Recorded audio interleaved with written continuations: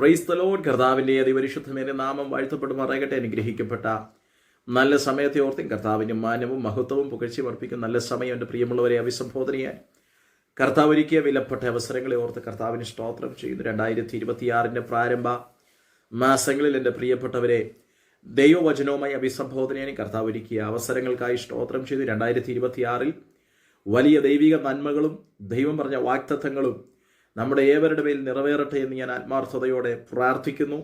പ്രിയപ്പെട്ടവരെ, നാം നാളിതുവരെ പ്രാർത്ഥിച്ചതിൻ്റെ മറുപടി, നാളിതുവരെ കാത്തിരുന്നതിൻ്റെ മറുപടി, ദൈവസന്നിധിയിൽ അപേക്ഷിച്ച വിഷയങ്ങളുടെ മറുപടി അധികം വിസ്മയിപ്പിക്കുന്ന നിലയിൽ വെളിപ്പെടാൻ പോകുന്നു. Praise the Lord. നാം അതിശയിക്കുന്ന നിലയിൽ നമ്മുടെ മറുപടികൾ ചലിക്കും. വളരെ പ്രാർത്ഥനയോടെ ദൈവവചന ചിന്തയിലേക്ക് ശ്രദ്ധയെ കേന്ദ്രീകരിക്കാൻ ഞാൻ ചോദിക്കുന്നു. അപ്പോസ്തല പ്രവൃത്തി 12-ാം അധ്യായം അതിൻ്റെ 17, 18 വേദഭാഗം ഇങ്ങനെയാണ് വായിക്കുന്നത്. 15, 16 വേദഭാഗം ഇങ്ങനെയാണ് വായിക്കുന്നത്. അവർ അവളോട് നിനക്ക് ഭ്രാന്തുണ്ട് എന്ന് പറഞ്ഞു. അവളോ അല്ല, ഉള്ളത് തന്നെ എന്ന് ഉറപ്പിച്ചു പറയുമ്പോൾ അവൻ്റെ ദൂതനാകുന്നു എന്ന് അവർ പറഞ്ഞു. പത്രോസ് മുട്ടിക്കൊണ്ടിരുന്നു. അവർ തുറന്നപ്പോൾ അവനെ കണ്ട് വിസ്മയിച്ചു. Praise the Lord.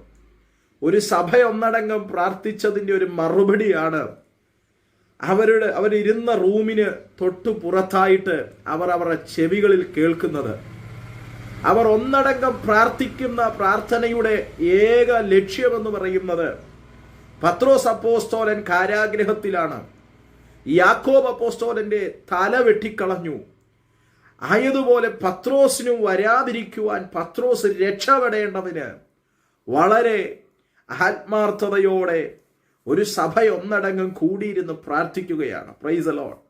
പ്രിയപ്പെട്ടവരെ, ആത്മാർത്ഥതയോട് ഒരു വിഷയത്തിനു വേണ്ടി എൻ്റെ പ്രിയപ്പെട്ടവരെ നിങ്ങൾ പ്രാർത്ഥിക്കുന്നുണ്ടെങ്കിൽ, ഏകാഗ്ര ഹൃദയത്തോട് ഒരു വിഷയത്തിനു വേണ്ടി അപേക്ഷിക്കുന്നുണ്ടെങ്കിൽ, ഇന്ന് ഈ സന്ദേശം ഞാൻ പറഞ്ഞുകൊണ്ടിരിക്കുമ്പോൾ എൻ്റെ പ്രിയമുള്ളവരെ നോക്കി ഞാൻ പറയാം, ആ വിഷയത്തിൻ്റെ മറുപടി അധികം അതിശയിപ്പിക്കുന്ന നിലയിൽ വെളിപ്പെടുവാനിടയായിത്തീരും. ദൈവത്തിന് സ്തോത്രം. ഇവിടെ സഭയൊന്നടങ്കം പ്രാർത്ഥിക്കുമ്പോഴും അവർക്ക് വിശ്വസിക്കാൻ കഴിയാത്ത നിലയിലാണ് തൊട്ടടുത്ത നിമിഷം അവർക്ക് വേണ്ടി വെളിപ്പെടുന്ന മറുപടി എന്ന് പറയുന്നത്. നമ്മുടെ ദൈവത്തിൻ്റെ പ്രത്യേകത അതാണ്. നാം ഏതു വിഷയത്തിന് വേണ്ടി ആത്മാർത്ഥതയോടെ കരഞ്ഞിട്ടുണ്ടോ, ആത്മാർത്ഥതയോടെ പ്രാർത്ഥിച്ചിട്ടുണ്ടോ, അതിൻ്റെ മറുപടി അധികം അതിശയിപ്പിക്കുന്ന, വിസ്മയിപ്പിക്കുന്ന, നമ്മുടെ ബുദ്ധി കൊണ്ട് വിശ്വസിക്കാൻ കഴിയാത്ത നിലയിലായിരിക്കും അതിൻ്റെ മറുപടി വെളിപ്പെടുന്നത്. ദൈവത്തിന് സ്തോത്രം ചെയ്യുന്നു. ഇവിടെ 12-ാം അധ്യായം പഠിച്ചു തുടങ്ങുമ്പോൾ കാണാൻ കഴിയുന്നു, യാക്കോബിനെയും പത്രോസിനെയും തടവിലാക്കുന്നു. ആദ്യമായി യാക്കോബിനെ തടവിലാക്കി യാക്കോബിന്റെ തല വെട്ടിക്കളയുകയും അതിനുശേഷം പത്രോസിനെ പിടിക്കുകയും പത്രോസിനെ കൊല്ലുവാനുള്ള ക്രമീകരണങ്ങൾ ചെയ്യുകയും പെസഹയ്ക്കു ശേഷം അത് ചെയ്യാമെന്നുള്ളൊരു തീരുമാനത്തിലേക്ക് ആമൻ ഇരിക്കുമ്പോൾ കാരാഗ്രഹത്തിന്റെ ഉള്ളറയിലേക്ക് പത്രോസിനെ തള്ളിവിടുകയാണ്.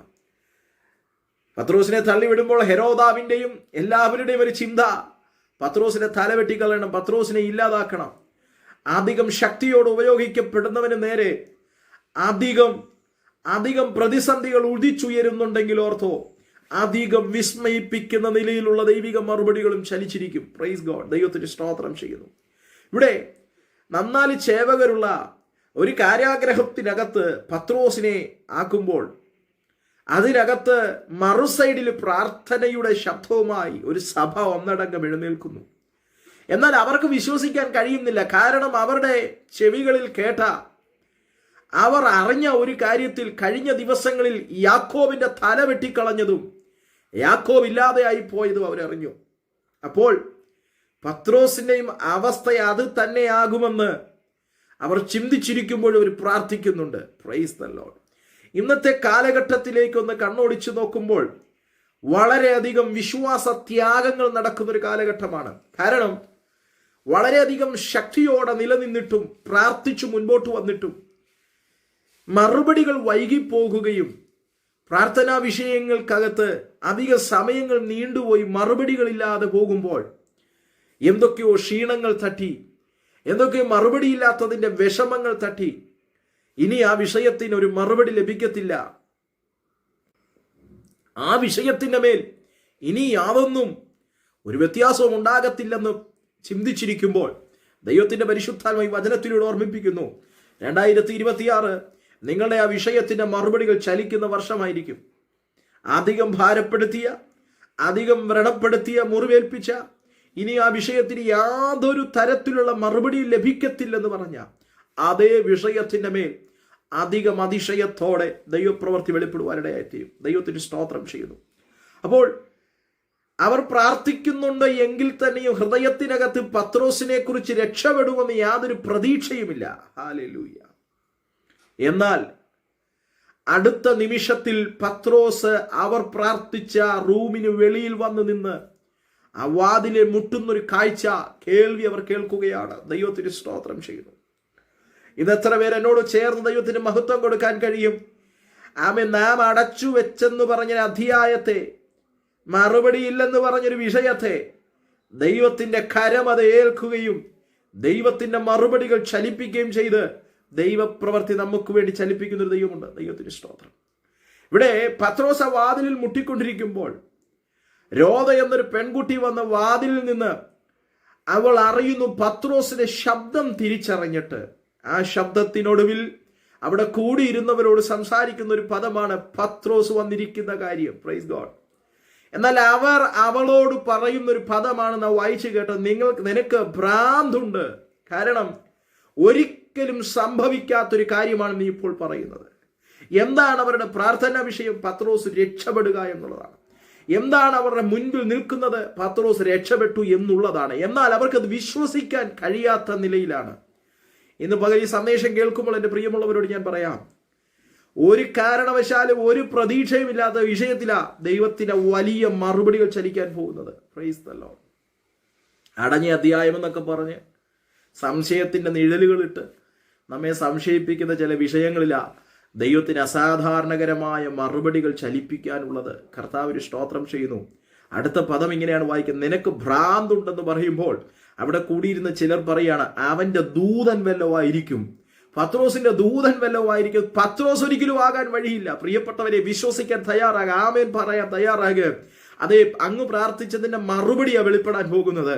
അങ്ങ് പ്രാർത്ഥിച്ചതിന്റെ മറുപടി അതിശയത്തോടെയാണ്, എങ്ങനെയെങ്കിലും അല്ല, അതിശയത്തോടെ വെളിപ്പെടാൻ പോകുകയാണ്. ദൈവത്തിന് സ്തോത്രം. അടുത്ത പദം വായിക്കുന്നു, ഹല്ലേലൂയ. പത്രോസ് മുട്ടിക്കൊണ്ടിരുന്നു, അവർ തുറന്നപ്പോൾ അവനെ കണ്ട് വിസ്മയിച്ചു. Praise the Lord. എന്താണോ അവർ പ്രാർത്ഥിച്ചത്, പത്രോസ് രക്ഷപ്പെടണം.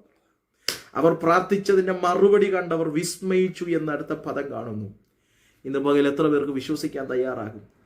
അവർ വിസ്മയിച്ച നിലയിൽ ഇന്ന് എൻ്റെ ഈ ശബ്ദം കേട്ടുകൊണ്ടിരിക്കുമ്പോൾ നിങ്ങൾ പ്രാർത്ഥിച്ച, നിങ്ങൾ ദൈവസന്നിധിയിൽ വെച്ച ആ വിഷയത്തിന്റെ മറുപടികൾ കണ്ട് അതിശയിക്കുന്ന, വിസ്മയിക്കുന്ന നിലയിൽ ദൈവപ്രവൃത്തി വെളിപ്പെടാൻ പോകുകയാണ്.